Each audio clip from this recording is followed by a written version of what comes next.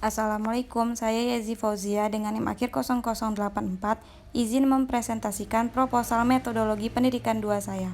Pertama, pada bagian judul, di dalam panduan terdapat penjelasan bahwa maksimal judul yang akan ditulis yaitu 20 kata, mudah dipahami, dan menggambarkan variabel penelitian. Hal ini sudah sesuai dengan yang saya buat, yaitu kata-kata pada judul berjumlah 16 kata, mudah dipahami dan menggambarkan variabel penelitiannya yaitu keterampilan komunikasi dan model pembelajaran role playing. Pada bagian latar belakang sudah sesuai dengan panduan, di mana di dalam panduan pada bagian latar belakang di paragraf 1 itu ada kata pengantar yang menjelaskan tentang variabel Y, yaitu keterampilan komunikasi. Di sini sudah terdapat kata pengantar tersebut. Yang kedua, ada penjelasan mengapa variabel ini penting untuk diteliti. Ini juga ada dijelaskan, keterampilan komunikasi penting karena memiliki manfaat bagi peserta didik dalam proses pembelajaran, yaitu membantu peserta didik memahami informasi.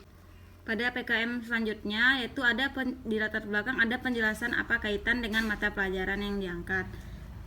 Ini juga sudah terdapat di dalam proposal saya, yaitu keterampilan komunikasi dikaitkan dalam mata pembelajaran IPS tema jual beli.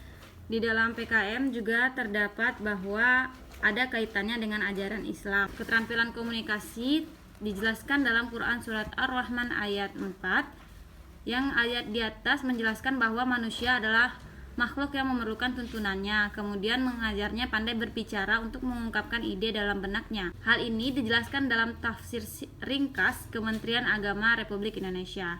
Masuk kepada paragraf yang kedua, yaitu mengenai kondisi real yang terjadi berkaitan dengan variabel Y. Ada kalimat pengantar tentang permasalahan yang berkaitan dengan variabel tersebut. Di sini kalimat pengantarnya adalah: namun pada saat ini keterampilan komunikasi peserta didik di Indonesia cukup rendah. Yang kedua, mengemukakan bukti-bukti kalau memang ada masalah pada aspek ini. Hal ini dibuktikan dengan masalah dan hasil penelitian yang dicantumkan oleh peneliti sebelumnya, yaitu Fitriah pada tahun 2020 yang menjelaskan bahwa salah satu masalahnya adalah peserta didik kesulitan jika harus berkomunikasi di depan kelas. Dibuktikan dengan pretest kinerja keterampilan komunikasi siswa hanya 33,33% yang dinyatakan tidak tuntas karena belum memenuhi indikator keberhasilan yang ditetapkan, yaitu 80%. Masuk kepada paragraf ketiga, yaitu kemungkinan penyebab timbulnya masalah yang berkaitan dengan variabel Y. Penjelasannya atau poin-poin yang harus ada dalam panduan ialah seperti ini. Dari proposal yang saya buat, proposal ini sudah sesuai dengan panduan, di mana pertama ada kalimat pengantar. Timbulnya masalah keterampilan komunikasi disebabkan oleh faktor pendidik dan peserta didik. Yang kedua, ada penjelasan penyebab dari aspek guru dan aspek siswa. Kalimat di dalam proposal ini yaitu faktor dari pendidik adalah pendidik belum menggunakan model yang sesuai. Dari peserta didik, takut dan kurang percaya diri karena tidak terbiasa dan karena kurangnya keterlibatan siswa secara aktif dalam melaksanakan proses pembelajaran. Pada paragraf 4 dijelaskan pada panduan bahwa harus ada kalimat pengantar dan apa yang akan terjadi jika variabel penelitian tidak diperbaiki. Di sini ada kata pengantarnya bahwa jika keterampilan komunikasi tidak diperhatikan, maka dapat menyebabkan tidak tercapainya peserta didik dalam memahami dan menguasai materi pembelajaran. Pada paragraf kelima, kata pengantarnya mengingat pentingnya keterampilan komunikasi pada peserta didik tingkat SD, maka banyak penelitian yang sudah diteliti seperti penelitian yang dilakukan Fitriah tahun 2020 yang meneliti mengenai meningkatkan keterampilan komunikasi siswa melalui penerapan metode Everyone is a Teacher Here. Paragraf selanjutnya yaitu mengenai solusi alternatif yang dapat dilakukan untuk mengatasi masalah. Di sini harus ada kata pengantar, penjelasan kenapa memilih solusi tersebut, dan keterbaruan dan perbedaan penelitian. Kata pengantarnya ialah dari pentingnya keterampilan komunikasi seperti yang sudah diuraikan di atas, maka solusi pertama ialah menerapkan model Everyone is a Teacher Here. Lalu solusi kedua menggunakan pendekatan saintifik, dan ketiga melalui penerapan model keterampilan role playing. Yang ketujuh, kalimat pernyataan atau penegasan kembali tentang solusi yang dipilih untuk mengatasi masalah. Harus ada penjelasan ringkas tentang solusi yang dipilih. pada pembelajaran apa. Di sini di sini sudah dijelaskan bahwa peneliti ingin menggunakan model pembelajaran role playing sebagai solusi untuk mengatasi masalah dengan kelebihan dan penjelasan yang sudah dicantumkan di dalam proposal. Pada bagian identifikasi masalah harus berasal dari latar belakang dan memiliki 5 poin. Di mana proposal saya sudah sesuai dengan panduan yang ada. Di sini mencantumkan 5 poin. Batasan masalah diawali dengan kata berdasarkan identifikasi masalah yang telah dikemukakan. Di sini proposal yang saya buat juga sudah sesuai dengan panduan, mana sudah mencantumkan berdasarkan latar belakang dan identifikasi masalah di atas. Yang D, rumusan masalah. Apakah penerapan model pembelajaran role playing akan membuat keterampilan komunikasi peserta didik menjadi lebih baik dibandingkan dengan jika tidak diterapkan? Tujuan penelitian, penerapan model pembelajaran role playing akan membuat keterampilan komunikasi peserta didik menjadi lebih baik. Kegunaan atau manfaat penelitian sudah saya cantumkan sesuai dengan panduan yang mana harus menyertakan kegunaan bagi pendidik, peneliti, dan peserta didik. Pada penjelasan istilah di panduan itu harus menjelaskan mengenai variabel-variabel. Di sini saya menjelaskan mengenai keterampilan komunikasi, model pembelajaran role playing, dan juga pembelajaran ilmu pengetahuan sosial atau IPS menurut peneliti. Pada bagian landasan teori, di panduan dijelaskan bahwa harus membuat teori yang mendukung variabel penelitian. Pada proposal saya urutannya ialah pengertian IPS, lalu pengertian model pembelajaran role playing atau penjelasan variabel X, dan penjelasan variabel Y yaitu keterampilan komunikasi serta indikator keterampilan komunikasi. Pada bagian hasil-hasil penelitian terdahulu yang relevan, di sini saya mencantumkan penelitian oleh Rizky pada tahun 2021 yang menggunakan pendekatan saintifik untuk meningkatkan keterampilan komunikasi, dan penelitian oleh Fitriah tahun 2022 yang menggunakan metode Everyone is a Teacher Here untuk meningkatkan keterampilan komunikasi, di mana kedua penelitian ini sama-sama meneliti mengenai keterampilan komunikasi, hanya saja perbedaan pada model pembelajaran yang diberikan. Ada kerangka berpikir yang dibuat adalah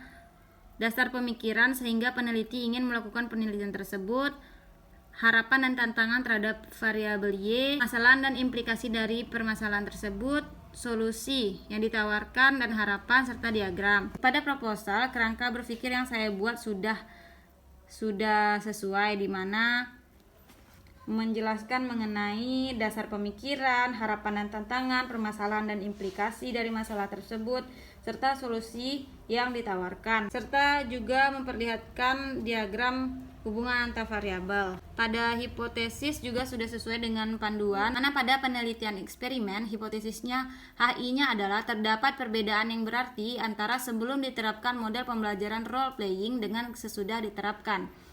H0-nya tidak terdapat perbedaan yang berarti sebelum diterapkan model pembelajaran role playing dengan sesudah diterapkan. Pada jenis penelitian dan desain penelitian pada proposal ini juga sudah sesuai dengan panduan yang diberikan, di mana ada penjelasan ringkas tentang jenis penelitiannya dan ada penjelasan tentang penelitian yang dilakukan.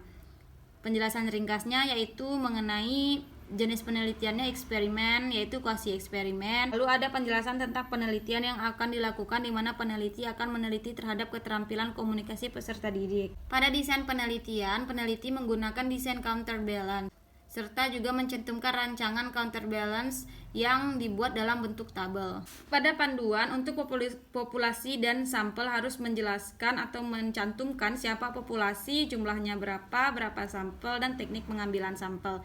Di sini saya buat proposal sudah sesuai dengan panduan, di mana populasinya adalah seluruh peserta didik kelas 3 di SD Negeri 02 Payakumbuh. Jumlahnya 53 peserta yang terdiri dari 2 kelas. Sampel yang dibutuhkan dalam penelitian ini adalah seluruh peserta didik yang ada pada populasi, sehingga digunakanlah teknik bernama total sampling. Alasan peneliti menggunakan teknik total sampling ini adalah karena jumlah populasi yang kurang dari 100. Pada instrumen penelitian, dalam panduan harus ada penjelasan instrumen yang digunakan dan langkah-langkah pengembangan dan pembuatan instrumen. Instrumen yang akan digunakan dalam penelitian ini adalah angket dan lembar observasi. Langkah dalam membuat angket sudah saya cantumkan di dalam proposal, serta langkah dalam membuat lembar observasi. Pada teknik pengumpulan dan analisis data, yang pertama teknik pengumpulan data. Karena di sini saya menggunakan angket dan lembar observasi, hal yang harus dicantumkan ialah kapan angket digunakan dan diberikan kepada siapa, dan kapan lembar observasi digunakan dan kepada siapa diberikan. Pada proposal sudah saya cantumkan bahwa angket diberikan kepada peserta didik kelas 3 dan diberikan kepada sampel sesudah diberi perlakuan atau dinamakan post-test.